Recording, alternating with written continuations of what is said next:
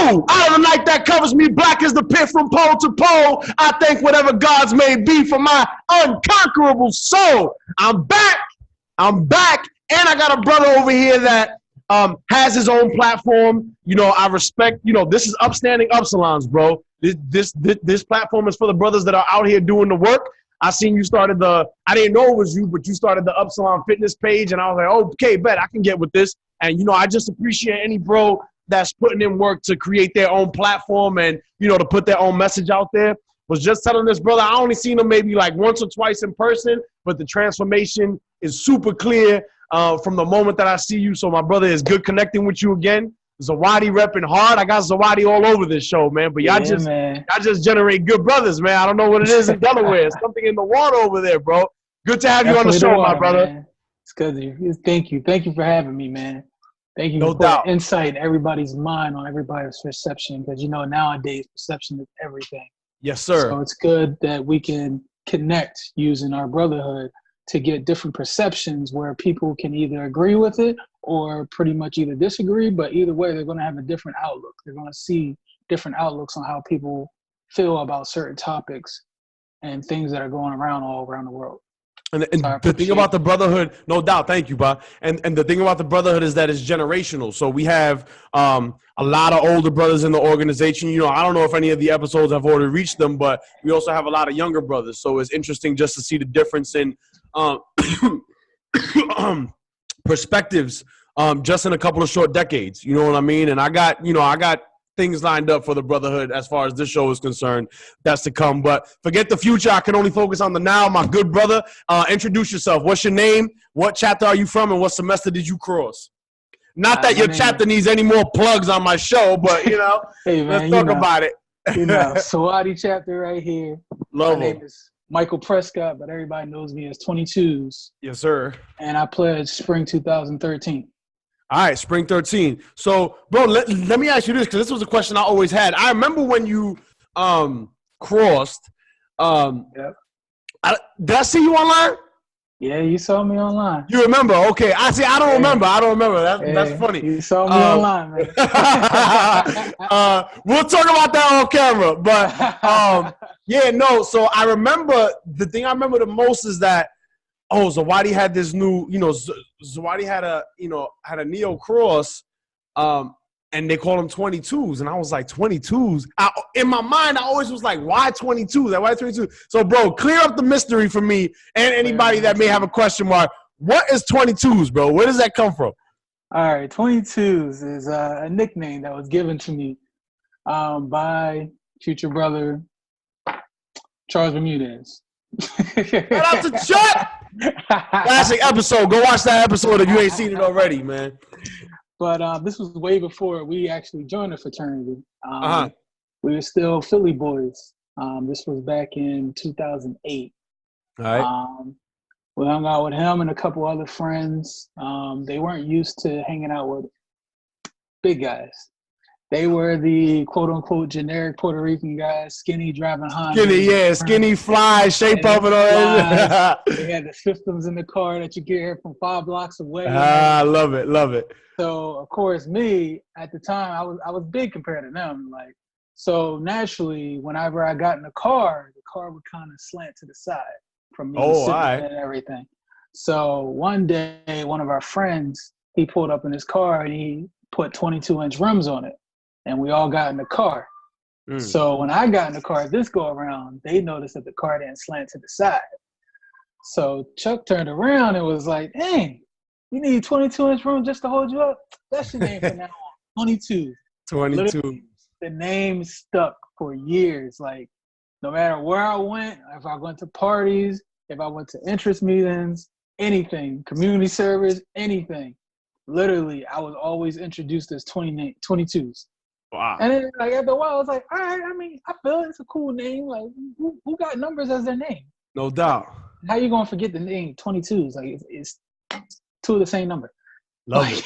I love it, bro. I love it. It's a good number, too, man. All right, I just wanted to clear that up. I never knew, so I was like, all right, let me get the official word. So, my good bro, you know the drill. You know the format. This is a platform for you to tell your story, kind of give the brotherhood and the viewership an insight into your life's journey.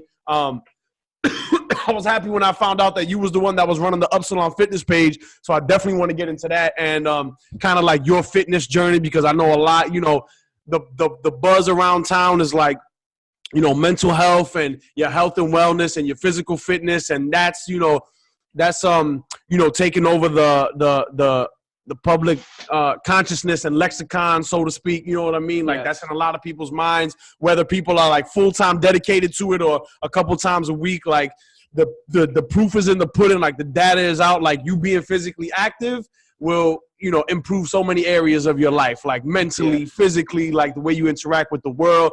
I know it, you know, just as a product of my own example. So I want to get into all that. But before we do that, bro, talk to us about your beginnings. You know what I mean? Like, you know, you had mentioned Philly. Let's go way back, bro. Tell us who you are. Yeah, we gotta go way back, man. Yes, way back. Sir.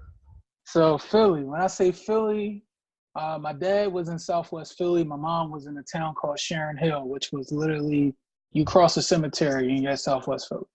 Okay. That was the only thing that was splitting between this town and Southwest Philly. So during the week, I would be with my mom, and sometimes on the weekends, I would go to my dad's house.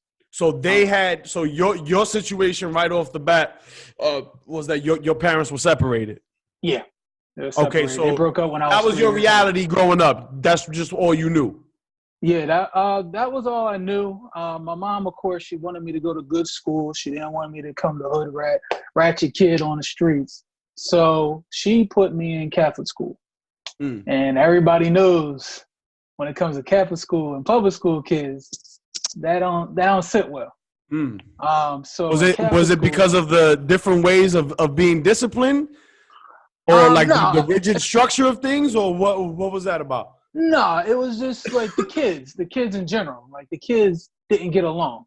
Okay, I got you. I see what you mean. Right. Yeah, so I would go to Catholic school, and this is where mental health start kicking in at a young age, from pretty much first grade. I was that kid that was called fat, ugly, stinky. If I bumped into somebody, be like, ew, don't touch me, all that good stuff or horrible stuff. But yeah, I grew up like that. Didn't have many friends. Always got picked on, always got beat up in school, always got in trouble because the kids would lie. And if they had multiple kids say the same thing, of course the teacher would believe it. Of course. So that was pretty much me growing up in the middle school ages. I was low-key depressed. I didn't want to talk to anybody about it. I turned to music to deal with my issues and kind of get away with it. I never requested for psychiatric help or anything. I should have, but I never did it. I just felt like I had to deal with it in my own way. And what sucked was, so I would go to school and deal with everything at school. And then when I would come home to Sharon Hill, I was the only kid on my block that went to Catholic school. Everybody else went to public school. Was your school like far away from where you lived at? No, actually the school was only a 10-minute drive. All right. It was only a 10-minute drive. But that 10 minutes, like, they didn't care because, you know, Catholic school kids, we had our own Catholic school clothes. Okay. So you got picked out of the crowd real quick, like, oh, hold up, you don't go to public school. So, of course, all the kids on my block would tease me, pretty much do everything that the kids in school would do to me. So it was a lose-lose situation. Like, I didn't have friends at home, and I didn't have friends at school.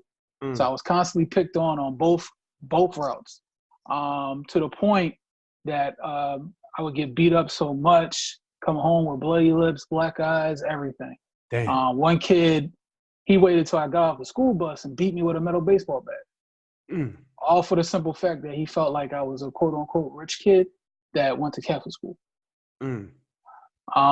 So when that happened, my mom put me in karate. I did karate from the age of 7 all the way up to the age of 19. I was pretty good at it.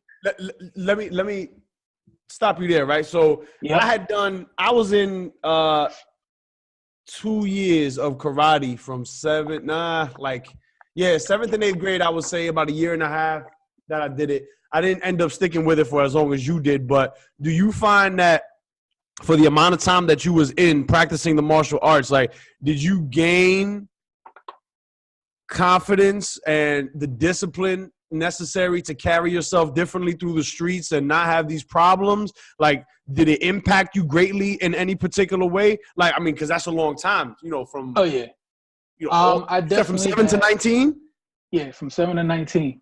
You know, that's 12 years. That's a short lifetime. You know what I mean? So, Yeah. like, how did that impact you? Actually, like the people in the karate studio was great. Like my instructor, he was like a big mentor to me. He uplifted me. Yeah. He knew what I was going through. He would see the scars that I had from kids picking on me, and he felt bad. And sometimes he would literally just be like, "Yo, just come to the studio and hang out, and we'll eat pizza and play video games together."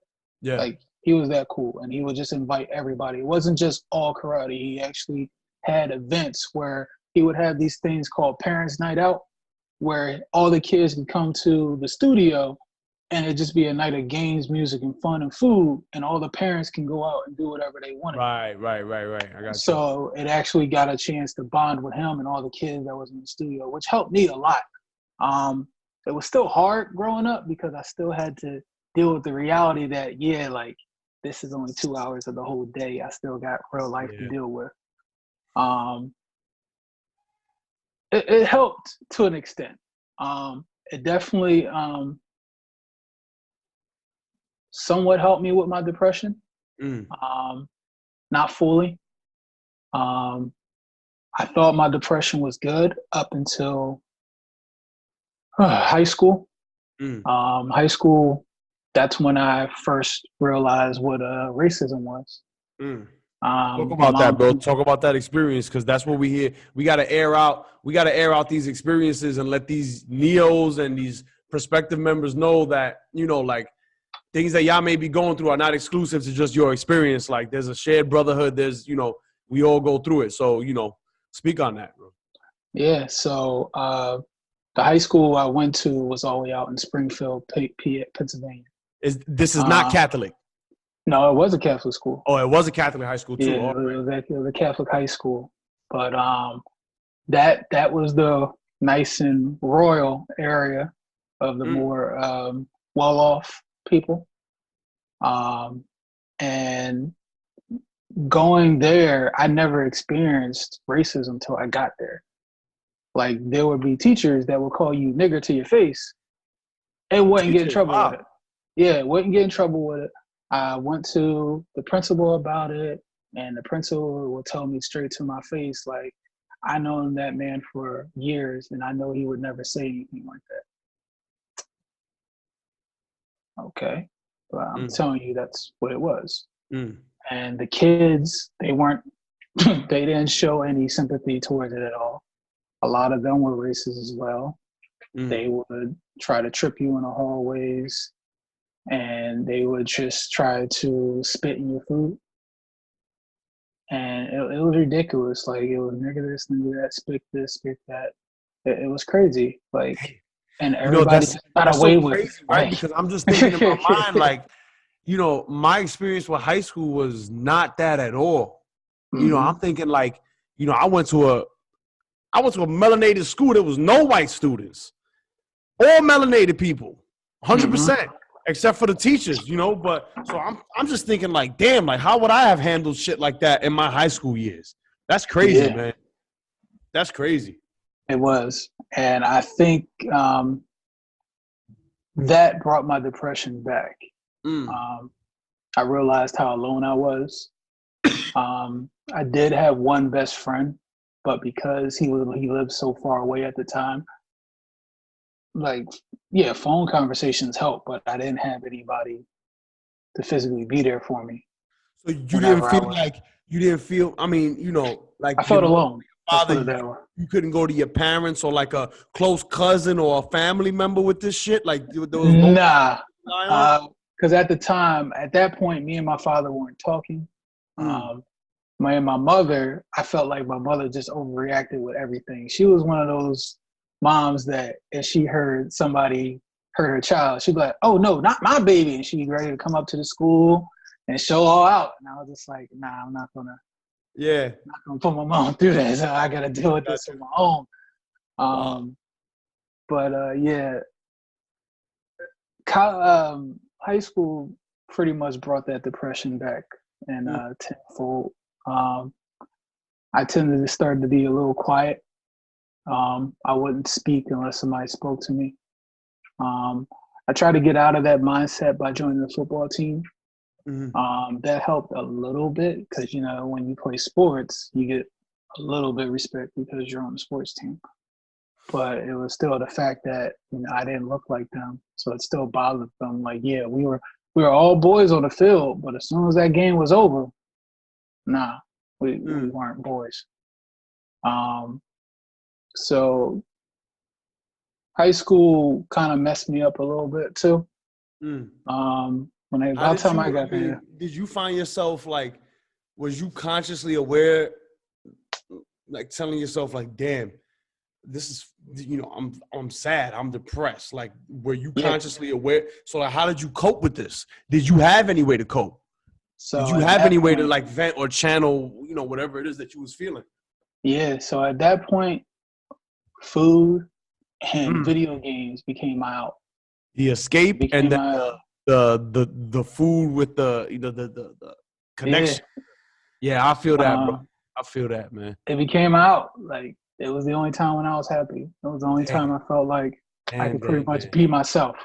Because, you can play video games online, talk to people online and everything. So I felt like at that point I could be myself because nobody was looking at me. Right. My whole life I was judged from the way I looked. Yeah. Whether it be me being overweight or my skin tone. Yeah. So I never got comfortable with people talking to me in person. I was more comfortable talking and being myself on microphone. And when college came, at this point, this was pretty much around the time when I met Chuck and them in 2008. So you met him before UD? Yeah, met him bore UD. Okay. Where? Pretty much in Philly. When I was working at the Philadelphia airport, I ended up making friends with one of his friends. All right. And one time we met at a party, which is a funny story how me and Chuck met. So the guy that he's friends with, that I became friends with, I asked him, could he put a system in my car? And I came all the way up to North Philly, and which he did. And by the end of that day, he invited me to a party that he was having that night. I was like, all right, cool, I'll slide through, So we're at the party, everybody's dancing, and I see Chuck's there. He's battling people. And I was like, oh, hold up, I know how to dance too. So I came in and started dancing a little bit. I had a habit of whenever I did a certain move as I danced, I would gently caress somebody's face. like in a disrespectful way, but not hard, just like like. So I did that to Chuck, and his face turned so red. He turned around and like walked over to our friend, and he pretty much said, "Yo, get your boy before I F him up." Does Chuck know this story? Chuck! He does know this story. Tune in, Chucky. He knows this story. Oh shit! But and this is at just a random party. It was at a house party that our boy had it, and he walked up to me. He was like, "Yo, you need to chill with doing that. Like, Chuck is a hothead. Like, this boy, he boxes for a living. Like, yeah. And I'm like, he boxes and I do karate. Like, but so pretty much after that night, after I like pretty much apologized and I was like, yo, no disrespect to you. That's just a habit I do when I that's like a signature move that I do when I'm battling somebody. We pretty much became boys after that night. We started chilling damn near every single weekend. That's a great story, man. So, yeah. And then pretty much a couple months after that, that's where 22s came from. I got you. I see. And then that's the connection there, yeah. That was the connection. And then fast forward, college years. So wait, well, one of the questions I've been asking a lot of the bros, because, I'm dealing with 8th graders that are on their way to high school. And so I'm able to observe for the first time since I made transition from 8th to high school, the transition process. So I'm interested in what was your transition process from high school to college? Like, was your parents familiar with the logistics of it all? Did you have to figure out the FAFSA? Did you have a guidance counselor or somebody helping you through? Like, what was that transition like for you? So the transition, it was pretty much solid. My mom, she actually was a RN. She was a registered nurse. So she went to Temple. So she pretty much knew everything about financial aid and everything. Oh, okay. All right, good. I was clueless, but she pretty much directed me, like, go to the financial aid office, ask for some paperwork, bring it home. If they don't do it, talk to the guidance counselor, which I did. I just pretty much just followed all instructions. It was all foreign to me because I was like, I don't know anything about this stuff. Right. I was like, Mom, I didn't know nothing, bro. Yeah, I didn't know nothing about this stuff. Somehow my mom knew, like, my mother knew about it. Well, she went to college and graduated, but it was different because, you know, I went private for college, but like I didn't know nothing, bro. So my experience is pretty much the same. Like, my mom knew about the paperwork, a couple things that she put me on. She was like, "Yo, do this and that, da da da." But yeah, go ahead, continue. Yeah. So that adjustment, I was clueless. Like, I pretty much just, where do I go? What do I do? Okay, do that. All right. Did you know that you was gonna go to college for sure? It was pretty much hammered in my head. All my life. As many of us, as it is for many of us. Yeah. Mom was like, "You're gonna grow up to be a doctor." And I'm just like, "Okay, I'm gonna be a doctor." And then after a while, by the time college came, I was just like, you know what? I don't want to be a doctor. I want to be the person that helps people. I want to be the person that people can come to, because I don't want anybody to experience what I experienced growing up. I don't want anybody to feel that they're alone, like I felt like I was alone growing up. Yeah. So at that point, after changing my major 4 times, I realized I wanted to do psychiatry. Yeah. So I took up psychology in college. It was great. Eventually, I became a counselor. While you were there? Yeah. While I was attending college, eventually I became a counselor. And you did your whole bachelor's in UD? No. I actually have 8 more classes till I graduate. Still to this day? Yeah. I took a break because I had to take care of my mother. She was very sick. So I took a break, took a step back, and pretty much was like, you know what? I mean, it's only 8 classes. Like, I can go back. I'm definitely going to go back because I got all these student loans. But I was like, you know what? You know, everybody's like, oh, go to college, blah, blah, blah, but you still need the experience. So I was like, you know what?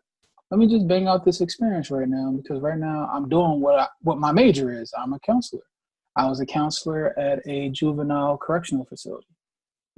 So I dealt with kids from the age of 12 to 19 who pretty much broke the law and were serving time because of it.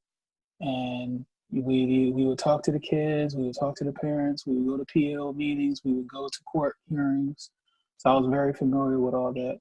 I did. So what would, like, let's zoom in on that a little bit, bro, because that's valuable work, and that's the reason why you on this platform right now. You know, not to discredit anything else you said, but you know, I never knew that about you, and that stood out to me because the work with the young people is valuable. You know, so like, you know, what had that been like for you? Like, had you worked with young people in that capacity or in any capacity in the past? Was that your first time? No, it actually wasn't my first time. I was doing a lot of different community service, and I always kept my community service around kids. Even though I had a rough childhood, my brother ran the basketball league of Sharon Hill. Everybody knew my brother. So like the older I got, the more lenient the kids were on me towards my teenage years. For the simple fact they knew that my brother was Coach Ron. Got you. And my brother was well respected because, you know, everybody wanted to play ball. And he not only did that league, but he also ran the Sunny Hill League in the summer as well. So of course, like, everybody respected my brother. Because of that, I actually coached basketball with my brother. I did it with him for 1.5 years. It was with 7th and 8th grade boys. And we pretty much gathered a team. They were the team. I smile because I already know how the 7th and 8th grade boys is, man. I already know. We called them the midget league. But But yeah, we pretty much just gathered, made teams from each town all around Delaware County, and played basketball. And is this while you're in UD? No, this was while I was in high school. Okay, high school. I got you. This was my high school. I figured high school, but I just wanted to make sure. Yeah, this was my high school years. And we ran it. I mean, we even made a whole championship tournament and everything. We won it, of course, you know. Right. But it was good. It was good. And I've done stuff like that. I've also, when I was doing karate and when I got well known with my craft in it, I would help my instructor teach classes. Okay. I'd be with the little kids that's in the classes. Right. Also, we did a couple of volunteer work with Shoe Middle School and Esperanza Middle School in Philly, as far as doing a mentor program where you would come and be a mentor. You can take kids. Of course, there's a whole group of them, and everybody would be assigned a kid while you be their mentor, and you talk to them, help them with their schoolwork, pretty much uplift them to do better in school and life in general. Gotcha. Between that, I even did community service at the Head Start in Delaware. All right. Where I worked with the ages were 5 to 7. Okay. So pretty much you were experienced in dealing with young people up until that point. What kind of issues with these young men in juvie come to you with? What would what were some of the trends that you would see in these young men? The trends that I would always see is, I'm too deep in the streets, man. Like, what I did is unforgivable. I can't get away from this. There's no other way out. I don't see myself living past 21. A lot of them had kids, and I'm just like, well, as soon as they mentioned kids, I would lean on that. And I was just like, well, listen, man, like, you already know the story when it comes to kids and parents who are locked up. Sometimes they end up not want to deal with their parents because they were never around. Like, do you want to be that parent that's just known for being locked up all the time and never there for them when they needed it? And of course, they would be like, no, I don't want to be like that. And I was like, well, that should be your motivation to do the right thing, man. Like, yeah, you're here right now, you're paying, you reap what you sow right now. But once you get out, that's a whole second, that your slate is wiped clean at that time. You can start over. It won't be easy. I'm not going to lie to you. It's not going to be easy.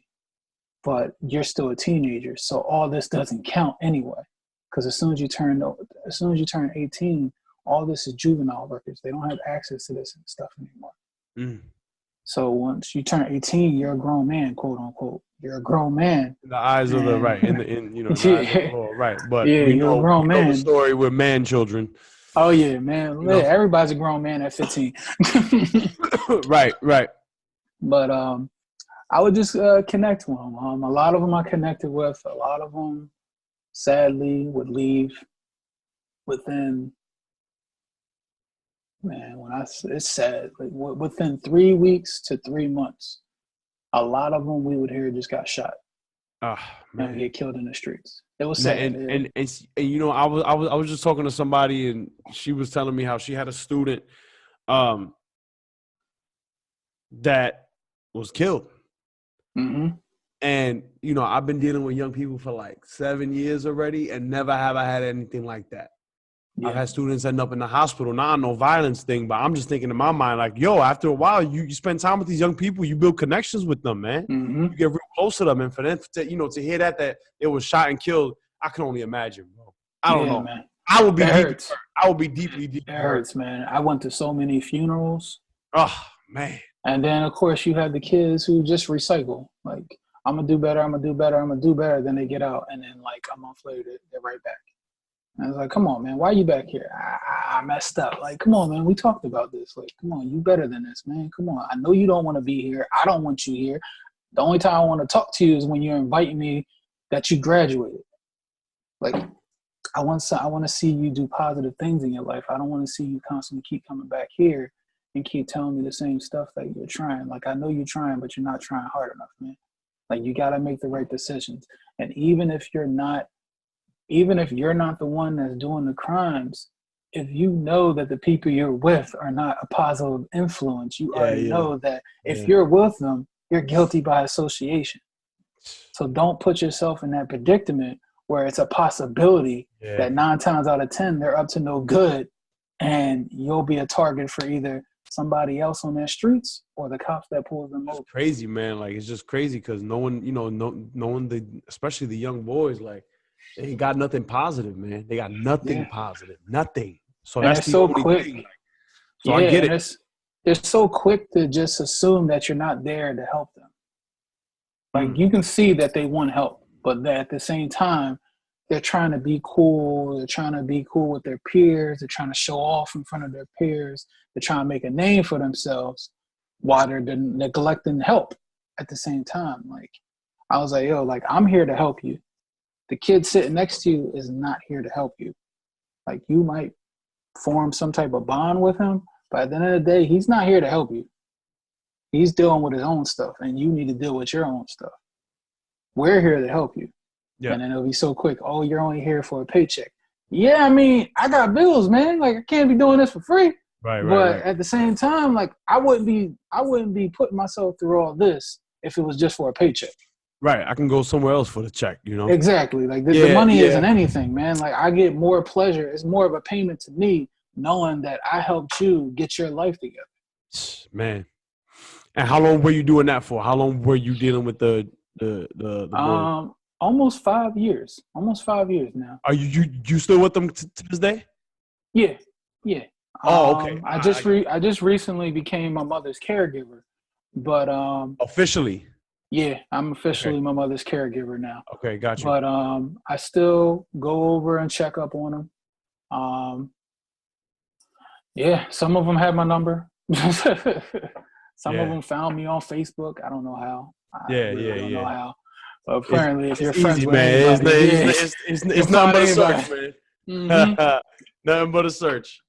Wow. Damn, man. Yeah. Well, listen, that's noble work. You know what I mean? Mm-hmm. I definitely appreciate any brother that's going the extra mile for these young men because, you know we need it. You know what I mean? Yeah. We know we need it no matter where it comes from. You know, we need that positive influence. Our young men need it. Let's shift gears a little bit, bro. Let's flash back to college for a second. I want to talk about you and LSU. How did LSU manifest itself in your life? When you was at UD, what was it, a party? Like, did Chuck say, yo, pull up, come see this? Like, what was it? So, pretty much, that's pretty much what it was. I figured. Pretty much what it was. He was just like, me and my boy that we met at the airport. He was just like, yo, like, I'm going to college. We threw a going away party for Chuck when he got into UD. Threw his little going away party, and he went to UD. A couple months later, he invited us to a party, and that's when I met Mikey and Brian. All right. Mikey just crossed. All right. Shout out to Mikey. Somebody tell that man to DM me, man. I can't find that dude nowhere, man. Somebody give that dude my number. Go ahead. But, the party, and I was just like, back then, like, I was just like, this Stomp the Yard stuff, man. I'm not into this frat stuff. Yo, to this day, I haven't seen Stomp the Yard, bro. I'm watching that movie tonight, goddammit. I haven't seen Stomp the Yard yet. All this shit. I feel like every interview somebody mentions Stomp the Yard. I've never seen that movie yet. Don't get your hopes up, man. Damn. You know. Right. Yeah, but yeah, man. So it was a party. It got me interested a little bit, and I was just like, man, I'll party with y'all, but I don't think I'm going to actually join. All right. It wasn't until Chuck's probate. When I went to Chuck's probate. Now, is this at this point of his probate? What are you, a freshman in UD? You still a senior in high school? What's the timeline on that? I was a freshman. Okay, at that point, got you. I was a freshman at UD. And Chuck is a what? Sophomore? He's a junior? I want to say he was a freshman. I forgot when he said. When he said. No, he's either a freshman or sophomore. Yeah, he's either a freshman or a sophomore. I think he was just a freshman. But because it was spring '09 when he pledged and crossed. But even then, I was just like, I mean, I'll go. Like, of course, like I want to see what the hype is, and I want to see how Chuck is doing because we haven't spoke to him. He wouldn't answer our phone calls. But yeah, I was just in awe. I was just like, what the? And I saw how everybody reacted. I saw how emotional it was for him, how emotional it was for all the brothers and sisters and all the other Greeks that was there, how much love he got. And I was just like, yo, I want this. Yeah. And that's how it started. I was just like, I want this. Yeah. Was it like, was it the magnetism of just the culture of it that did it for you? Yeah, it was. Yeah, okay. It was because at that point I didn't really know much about LSU. Right, I was just about to ask. My other point was like, was it the culture or was it like the LSU, LSU specifically? But from what it sounds like, it was like the culture of things. Yeah, so it was pretty much like the culture, how much love everybody had for each other, how much support it was, how emotional it was. Of course, the after party, that's when I witnessed everybody strolling for the first time. And I was like, what's this? Yeah. I was like, hold up. Yeah. They SpongeBob and Wu-Tang. No doubt. No doubt. I was like, what's that? I can do that. And they was like, oh, chill. You can't do that. I was like, why can't I? No, it's a long story. Just watch for now. Just watch. Go back and just watch. Love it. After that, not only did I start going to all the parties, I started going to all the interest meetings. I started going to all the other events that they were having. Started traveling with them to other schools, meeting all the other brothers from different chapters. Then at that point, I pretty much became an interest and an associate. I feel like it was almost immediately. Nice. Met so many brothers. Then I went online in 2010. And because of certain discrepancies, I had to get dropped. Yep. That sucked. Fall or spring? That was fall 2010. Yo, we was XLBs. Yeah. Yo, I never knew that. Yeah. That's crazy, son. I don't want to celebrate I don't want to celebrate dropping. I don't want to celebrate dropping or not finishing what you start because there's a certain level of ego and pride involved in that. But bro, I never knew you went on in full 10. That's crazy. Yeah, man. I was online with E-Man at the time. Yeah. But because of certain discrepancies, things happened and it didn't work out. Didn't work out. Still supported E-Man. Went to his probate and everything. Yeah. At that point, I did fall back into depression. Because of that, or things were just happening? Yeah, it was a combination of that and everything with work and bills. Because I didn't live the college campus life.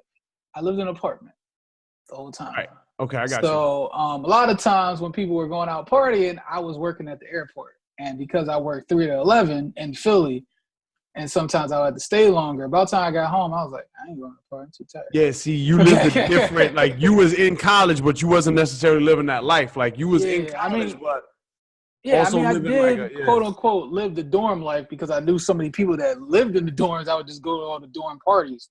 And of course, since I had my own apartment, I would throw parties at my apartment whenever I could. Got you. But yeah, I fell into depression all over again. It sucked. At one point, I was just like, fuck LSU. I don't want to do that. But eventually, I kicked out of it. That's when I saw George and JJ. They crossed. Those are my LB proper. Those are my proper LBs. Yeah. George and JJ, they crossed, and they put that fire back in me. Yo, shout out to JJ. Somebody give that man my number. Tell him to DM me. I haven't talked to that dude. I got my whole man. Everybody from Zawadi DM me, goddammit. You got things to talk about. We're getting bigger, man. We're getting bigger, man. I know, bro. I know. So you see Jorge and JJ cross, and that did it for you? You was like, nah, fuck it. I'm going back? Yeah, pretty much. As soon as I saw them cross, it put that fire back in me. I saw all the love. And of course, at this point, you got to remember, I've been around since 2008. So you know these dudes, and I know so many brothers at this point where they're trying to like the handshake, and I'm like, I ain't a brother yet. They're like, hold on, you ain't a brother yet. I'm like, no, I ain't no brother yet. He's like, I feel like you've been around for a while. I was like, well, technically, yeah. I mean, Brian and Mikey after Mikey crossed, that was in 08. Right. So eventually, I went back on spring 2013. My LB Lewis, and yeah, it was a perfect line. That was all she wrote. Yes, sir. Yes, sir. There was nothing that was going to stop me at that point. I was so determined. I felt the same way. I felt the same way. I see my chapter brothers Dan and Armando probate after I dropped, and I was like, nah, I gotta do this. But the thing was like, well, I mean, we can get into that off camera, but and I think that's it's a worthy conversation to have. I don't know how many brothers might be watching that have dropped in the past or dropped multiple times and then went on to cross and finish. You know what I mean? So that's definitely a different experience. It does something to your psychology when you drop, though, like for sure. It does. For sure, because I couldn't shake that feeling of damn, like I could have gone another day. I could have gone another week. Like, exactly. I could have done this. You know what I mean? But I also realize in the larger sense of things now, in retrospect, everything happens in its time. Mm-hmm. Everything happens in its time. You can't force nothing that's not ready to happen yet. Yep. You know what I mean? So, yeah, crazy what that does to you. So you crossed spring 13. What's your legacy on campus, bro? What were some of the things that you was responsible for as a brother that you left on UD's campus? Well, me and E-Man came up with the idea of during Christmas time, we would do the family in need. And that's when one of us would dress up as Santa.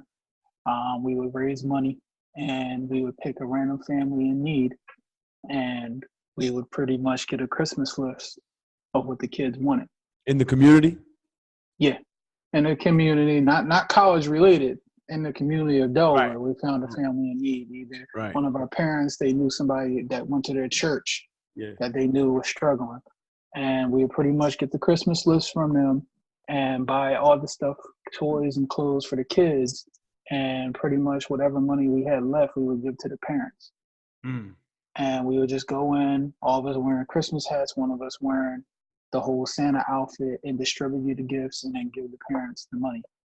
And it was good. It made us feel real good about it, man. It was incredible. I'm sure that family was besides themselves, man. Oh, yeah. And we did it a couple of times. We love it. We still do it.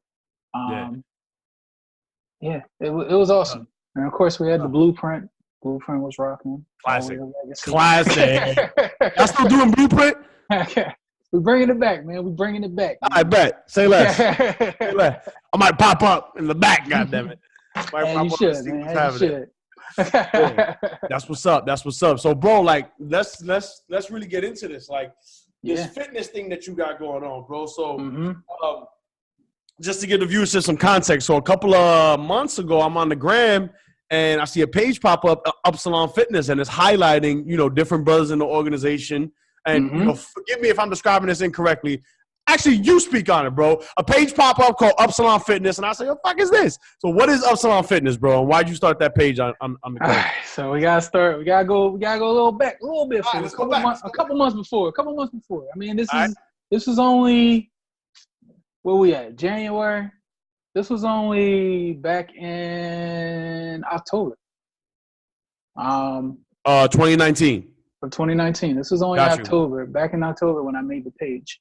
I made it because back in April of 2019, I went in. My doctor pretty much told me that, listen, we did sleep test on you. We did a sleep study. You have sleep apnea. And we found out that within an hour's time, you stop breathing 25 times for 20 seconds each time. He said, so pretty much you can potentially die. They hooked you up they had you sleep and they hooked you up to all the wire. Yep. Yeah. Sleep act machine and everything. Yeah. So every night I was sleeping with the sleep act machine. And he was like, you're going to have to sleep with this. And I was like, am I going to have to sleep with this for the rest of my life? And he pretty much was like, you don't have, I mean, you have to, but there's other alternative. And I was like, what was the other alternative? And that's when he brought up gastric bypass surgery. I don't know if you're quite familiar with gastric bypass surgery. Yeah, I have some family members that have had it already. Yeah. Yep. But pretty much not only like does it help you lose weight, but it pretty much resets your whole body. And while it does that, it heals whatever else is going on in your body. And I was like, so you're telling me, and at the time, not only did I have that, but I was pre-diabetic. I was weighing at 445 pounds. You was at 445, bro? I was at 445 pounds. Wow. Yeah. And I had lymphedema in my legs. What is that? My leg blew up like a football. It was pretty much. It was like swollen. I wasn't getting enough blood flow going up and down my legs. Pretty much the blood would go down my leg and wouldn't come back up. And all the blood was just sitting in my leg, and my leg grew literally to the size of a football. I was in the hospital for a month prior, the October prior to that, October 2018, when they said I had cellulitis. I was in there for a month. They put some super juice in me. My leg went back down. I went home, and literally 2 weeks later, it blew back up again. And it was like, well, you don't have cellulitis because that's gone. It turns out that you have lymphedema. So I had to get my legs wrapped up for 12 weeks. And it would be on for 2 weeks at a time. They would take the wraps off, wash my legs, wrap them back up, just to get all the juice out of my leg. And then eventually, once all the juice got out of my leg, then they did their measurements, and I got a compression stocking that was meant for my leg to keep it at bay. So fast forward to the same conversation with the doctor, and I was like, I got all these problems. Like, what can I do? He was like, well, if you get this surgery, it will help with pretty much all three of those problems. Your lymphedema in your leg, your pre-diabetes, and the fact that you have sleep apnea. And of course, you're morbid obese, you're 425 pounds. So it's pretty much knocking out all those birds in one stone with this surgery. And I was like, well, how long will it take for all this to, go in effect? And he was like, within 4 to 6 months of the surgery, after the surgery. So fast forward, after all these tests and everything, finally had the surgery. They told me. Oh, you had it. You did the surgery. Yeah, I did the surgery. Oh, you went through it. Oh, shit. Yeah, I went through the surgery, man. I went through the surgery August 1st of 2019. I actually had, and it's not, oh, I want to have the surgery and you just go have it. Like, no, you got to have blood tests. You got to get a psych eval. You have to take a life skills course. You have to take a nutrition course. There's a lot of stuff you got to do prior to that. Right. And not only you had to qualify, they had to make sure that you actually did everything you could to lose weight prior. I even went to fat camp before I moved to Delaware in 2009. What is that? Literally, it was the people who ran Biggest Loser. Yeah. They were called Sean Dyer's Resorts. It was up in upstate New York, and I was there for 6 weeks. I lost 65 pounds in those 6 weeks, but it was unrealistic because they literally had us working out for 8 hours a day, 6 days a week. So naturally, when you come home, right, you don't have 8 hours a day. You got school, work, kids, family. Like, you don't have 8 hours a day to work out. So, of course, I gained all that back within a couple of months. Damn. And then I tried the whole Jenny Craig and Weight Watchers. Yeah, pretty much I started gaining weight a lot during my college years because at that point I wasn't playing sports no more. It was literally school and work. School and work, school and work, school and work. And I went in between college, and partying and drinking and all that stuff. Yeah. So naturally, like when I entered college, I was 215 pounds. At this point, I'm 425 pounds. So at that point, after the surgery, after I got the surgery, pre-surgery, I had to get under 400 pounds before I could even have the surgery. Right. Because I didn't know there was a weight limit to the surgery table. The surgery table was 450, and I'm already at 445. So he was like, comfortably, we want you to get below 400 pounds. So I started walking my dog more often, and I started watching my eating a little bit. And by the time I had the surgery, I was down to 398. Okay. Prior to that, I had to do a 2-week liquid diet. That sucked. Okay. But I got used to it. I hung through it. Yeah. But I had the surgery, which changed my whole outlook. When I was approved 2 weeks later to start going to the gym lightly, that's when it started clicking in my head. I was like, listen, like I need accountability. And I need so this was so post surgery. It was a mindset thing for you. It became it was all mindset. One could argue that it was just always mindset, right? Mm-hmm. What do you think about that? Pretty much when he told me that if I don't change my life, I'm going to die. Right. When reality set in, that's when I was like, I'm 30, and he's telling me I'm going to die. Like I'm too young for that. Once that mindset hit, I pretty much snapped. I was just like, all right, I'm ready for the surgery. I'll do anything you want. Just tell me what I got to do after the surgery and everything to keep everything off. And after the surgery and I started going to the gym, I started developing this mindset where I need accountability. I need to be motivated. And that's when I made my first, well, technically my second Instagram page. This was before Upsilon Fitness. This was just strictly a page that I made as far as seeing my progress on my journey to lose weight. Right. A weight loss fitness journey page for you. Yep. For me. And is that page still active right now? It's still active. Let the people know, son. Yeah. What's the act? 20. It's called Bypass 22s, man. Bypass 22s. Searching that shit up right now. At 9:22. We're playing on January 22. This is alignment, man. This is synchronicity, man. Come on. Yes, it is, man. 9:22 on January 22. Bypass 22s. Let's stop playing, man. Bypass 22s, man. You can look it up, man. I did my Transformation Tuesdays yesterday, and that blew up like crazy. Like I'm seeing people hit me up, man, saying great job and everything. I was just like, wow, like. Yo, you know what's crazy, bro? Do you mind if I show a picture on the camera? I don't mind at all, man. I don't mind. All right, so look, right? So this is this brother, right? That is the image that I had of this brother in my mind before we got on camera. So I was shocked to see this dude. I was like, hold up, is this the same dude? Like, this is what I remember him. This is how I remember him. Bro, amazing progress, bro. Yeah, shout out to your progress, bro. Shout out to your progress, yo. Thank you. And then I only added people that I knew supported me. Of course, I found out that a lot of people did not support the surgery. They felt like it was an easy way out. And I was like, bro, there's nothing easy about this surgery. Like, I'm on a strict diet. I have to have 90 grams of protein every day. I learned a lot. I learned a lot that I needed to know that I didn't realize that I was messing up on my whole life. Then I started adding people who had the surgery. Right. And we pretty much motivated each other.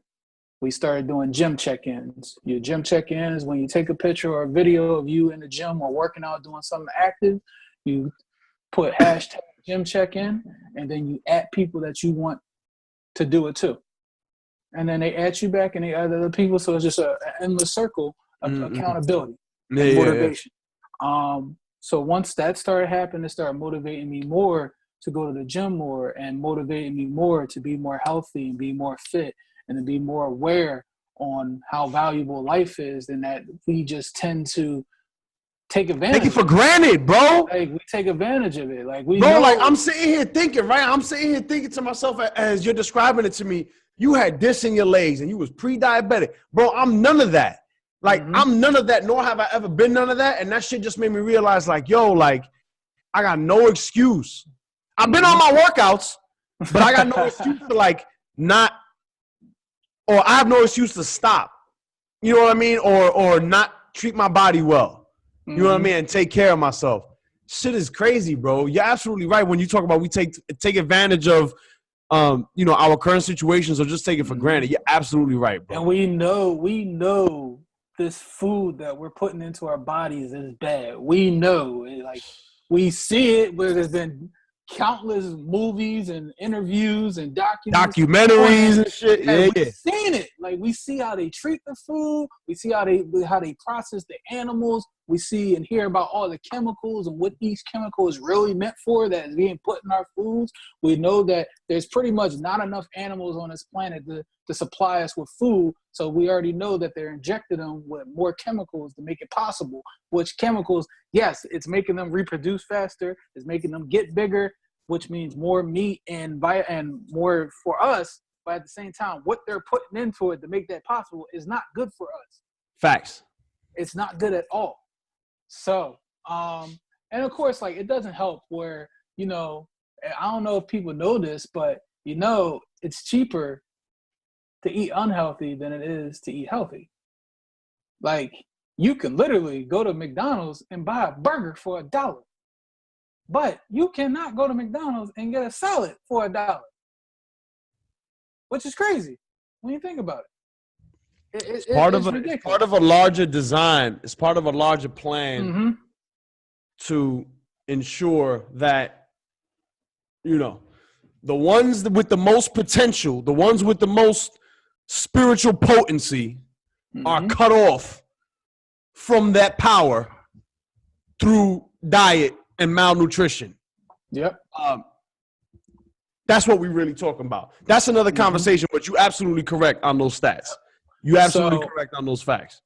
Once I made that Instagram page, and I started getting the support and motivation from others that I needed, I started getting messages back like, listen, man, you're doing a good job.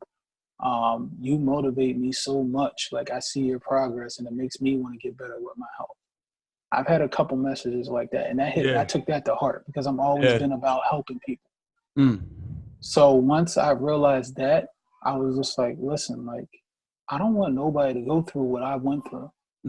I don't want a doctor to tell you at the age of 30, you're going to die because of pretty much how you took advantage of your life. So once I did that, and I knew how much family meant to me, because at the end of the day, LSU is family. You guys, we might not be blood, but spiritually, we are blood. We are family. No doubt. So at that point, I was just like, listen, like, I don't want these guys to go through what I went through. So I got to do something that's going to motivate them to be more aware of their health and why it's so important. And that's when I started the page, Upsilon Fitness. It was never to like post any pictures. Like, I think there's only literally like one picture up there of me on there. Yeah, I've been seeing what you're doing is highlighting a lot of the work. And listen, any brother that's watching, like, if you on your gym grind, like, support this brother and his platform. Like, send him images, send him videos of you in the gym. Let's get these images circulating of these handsome, intelligent LSU brothers in the gym building themselves, building character, and building discipline. Like, you're supporting his platform, and at the same time, you're promoting healthy lifestyle. And at the same time, you're promoting, you know, what it means to be a melanated man, you know, putting in work on building character and discipline. Like, you're doing a lot. So if you're in the gym, I'm talking specifically to the brothers of the organization, support this brother's platform, Upsilon Fitness. Send him your images. Shout him out in a video while you're in the gym. While you're doing curls, do a selfie and, you know, the camera and say, yo, shout out Upsilon Fitness, and show him some love because it's important, man. That's what's up. My fault, bro. Continue. Oh, no, it's fine, man. So once I started doing that, like I said, it was never meant to show my face. I just wanted to remain unanimous as one. I just kept myself humble about it. I was just like, listen, there's a page out there for you guys that's meant for you guys. It's meant to help you. It's meant to motivate you. It's meant to uplift you. It's meant to make you realize that we can't take our health for advantage. And by doing that, I'd be like, listen, look, there's this brother right here. He's going ham in the gym. He's eating right. He's doing everything right. He's being very active. He's brolic. So eventually, like, once a week, I'll be like, well, this is Upsilon Man of the Week. And I'll take a couple pictures and put it on there, made a nice little collage of him going ham, doing all his successful things for the week. And I'm like, listen, give this man a hand of applause. He's the Upsilon man of the week. He's going in. He's doing everything he can to get his health better. Yes, sir. And then later on, I started thinking, like I started collaborating with other brothers. And I started thinking about what can I do to make people more active, to make people challenged, to make people want to do something that's active, that benefits them, that may be fun at the same time. So this month, I started a challenge, which I pretty much am going to change every month. It's going to be a different challenge every month. This month's challenge, it was the push-up challenge, which the first week you did 10 push-ups with 1-minute planks. The following week, it was 20 push-ups with 2-minute planks. Third week, which is this week right now, is 30 push-ups with 3-minute planks. And then next week, starting this Friday on to the end of the month, you pretty much do burnouts. You do as many push-ups and as many planks as you can. And at the same time, you do the same thing. Post a picture, post an image of just you doing it. Like, just try it. Like, it's only a couple minutes of the day. I'm not telling you to take a whole hour and a half going to the gym. Just take 5 minutes, maybe 10 minutes of your time and just do this. Yeah. Because either way, it's going to help you in the long run. Right. Yo, so you let me know what's February challenge, bro. I'm doing it. Okay, I'll let you know. February. I'm on a regimen for January, but let me know what's February. I got you, son. All right, bro. Got you. Appreciate it. Brother, what's up, man? So happy you could break that down for us. Last thing that I want to know, or that I want you to let the people know, talk to us about some of your own personal daily regimens. So you wake up and daily regimens as it pertains to your health and fitness. Okay. And your health and wellness. So, like, are you doing any mindfulness things? Do you meditate? Are you doing yoga? You do like breathing exercises in addition to like the hardcore workouts, or walk us through your regimen? So my regimen is a mixture of everything from the surgery and everything I learned on YouTube. Wait, I'm sorry. So, like, one of the most important things throughout my process that stick with me to this day, that I tell my students to this day, 2 words: no excuses. No excuses.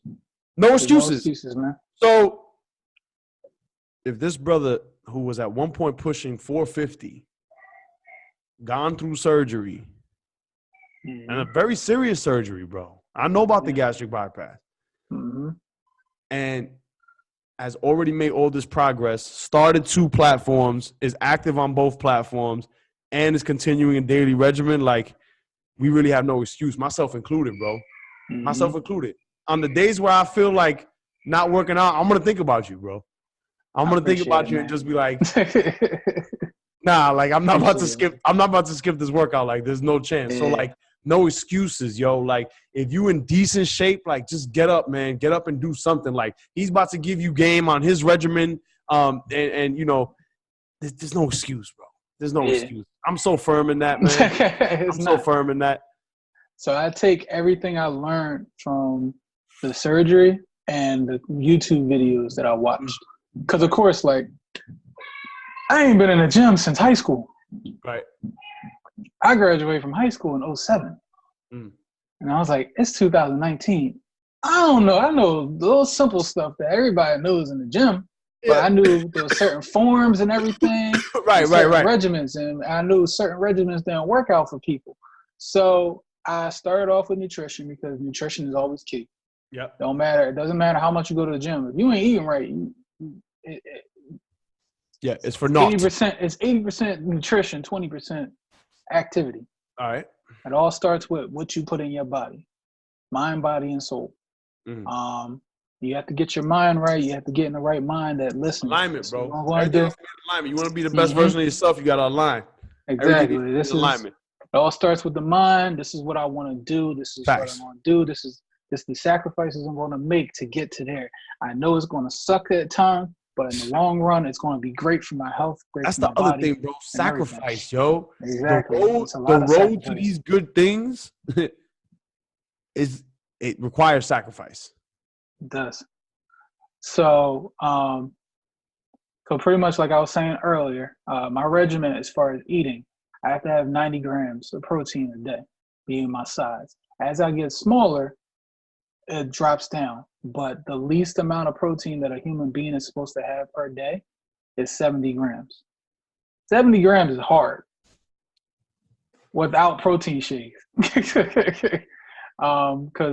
do you know how much protein is in an egg? Do I know? No. It's 7 grams. Okay. And now combine that with trying to hit 70 or 90 grams a day. It's like, that's only 7 grams. A lot of eggs, yo. Yeah, exactly. Yeah. So you pretty much have to, I started looking at the back of the labels, seeing how much protein everything gets. And that's when I realized, like, yo, a lot of food don't really give that much protein. So like when you wake up in the morning, what's your meal? So in my meals, I'll have eggs, I'll have oatmeal, I'll have pretty much anything that gives me any type of protein. Like every meal I have, I make sure it gives me at least 15 to 20 grams of protein. All right. If I know it's not going to give me that, that's when I'll have a protein shake. My protein shakes, 1 scoop gives me 30 grams. Okay. But I don't want to rely on that. So I do try to combine the protein shakes with the amount of food I have. All right. Also, my sodium, I don't have no more than 600 milligrams of sodium per serving. Sugar, I only have 15 grams of sugar per serving.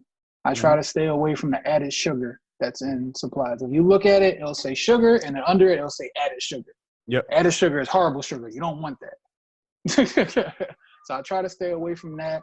If it is added sugar on it, I make sure it's like no more than like 7 grams. Or the combined sugar and added sugar still doesn't equal up to no more than 15 grams of sugar. Carbs, I try to keep my carb count as low as possible. I know it gives you energy, but it also blows you up. That's why if you look at my picture, my face was like this. Yeah. And then as I started losing weight, it started smoothing out. Right. Because the carbs you're eating, the carbs make you blow up. So mixed with that, then I started watching YouTube videos on workout regimens. So I heard about this YouTube video. I watched it. My workout regimens pretty much consume of 3 different days.